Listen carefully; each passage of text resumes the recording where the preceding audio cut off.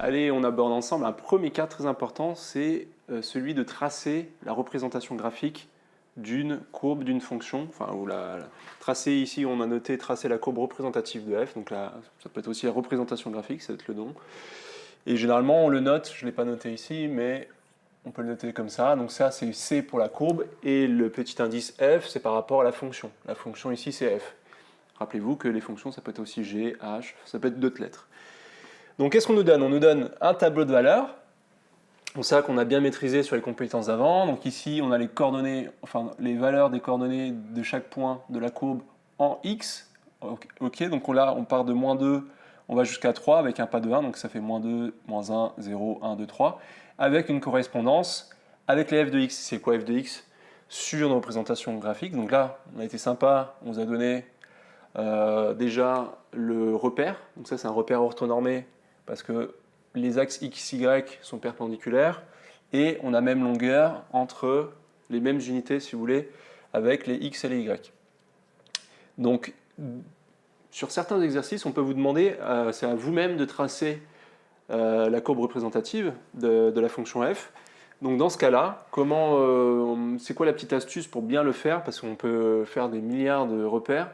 Vous allez toujours le faire par rapport à votre fonction à vous. Donc regardez au niveau des x, ok? Quand vous allez tracer votre repère x, prenez la largeur de votre feuille par exemple, et vous allez regarder de où à où vous allez aller. Donc de moins 2 à 3. Donc vous savez que vous avez, si vous prenez une unité de 1 cm pour une unité de 1, ça va vous faire, si je dis pas de bêtises, 5 cm. Alors 1, 2, 3, 4, 5, ouais. Ok, ça veut faire 5 cm.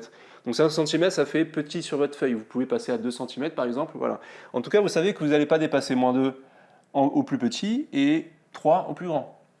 C'est pour ça, moi, j'ai fait mon repère déjà par rapport à ce que je vais devoir tracer.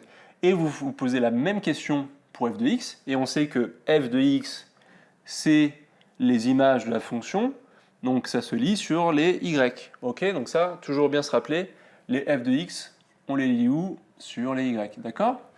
Donc c'est sur les y qu'on va aller au plus bas à moins 3, vous regardez toutes les valeurs, vous regardez, en gros c'est ça, sur les f de x, vous regardez toujours votre tableau. Donc là on a un cas particulier, on ne fait que monter, mais vous pouvez avoir des fonctions qui montent, qui descendent, tout ça, donc vous regardez quel est le point le plus bas et quel est le point le plus haut, et c'est ça qui va vous aider à avoir votre repère, l'ordre de grandeur de votre repère, votre échelle. Donc là au plus bas je vais à moins 3 et au plus haut je vais à 2. Donc c'est comme ça que j'ai construit mon repère, si on ne me l'avait pas demandé, si on me demandait de construire un repère. Alors, généralement, au début, on va vous aider quand même. Vous avez juste à placer vos points, et pas vous poser trop de questions sur le repère. Ok, mais ça, c'est bien d'avoir ça en tête, de comment, si j'ai pas de repère, comment je peux le tracer.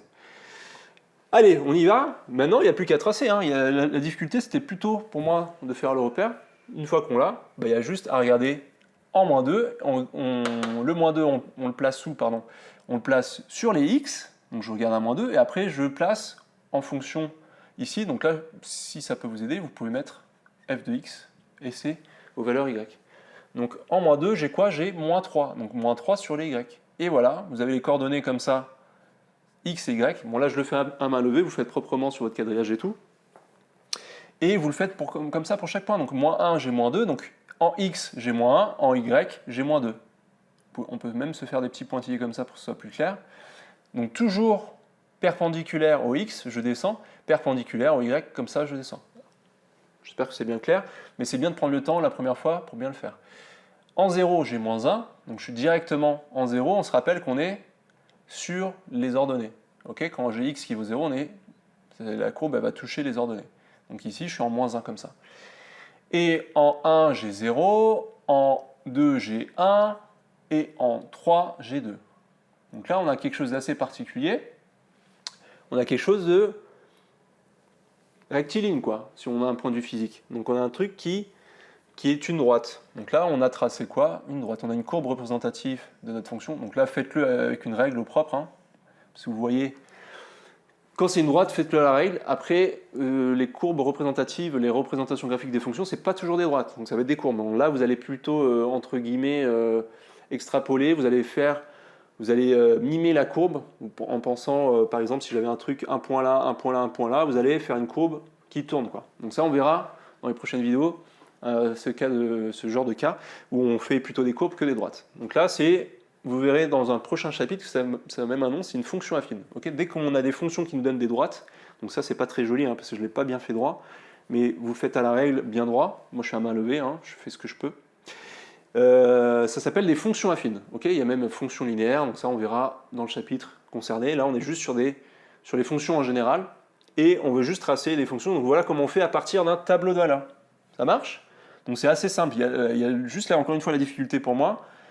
C'est bien d'avoir le bon repère bien placé sur votre feuille et ne pas se louper sur ces x et y. Et comment on place un point? C'est toujours, on regarde notre x, on regarde notre f de x et on part perpendiculairement à l'axe de où on va.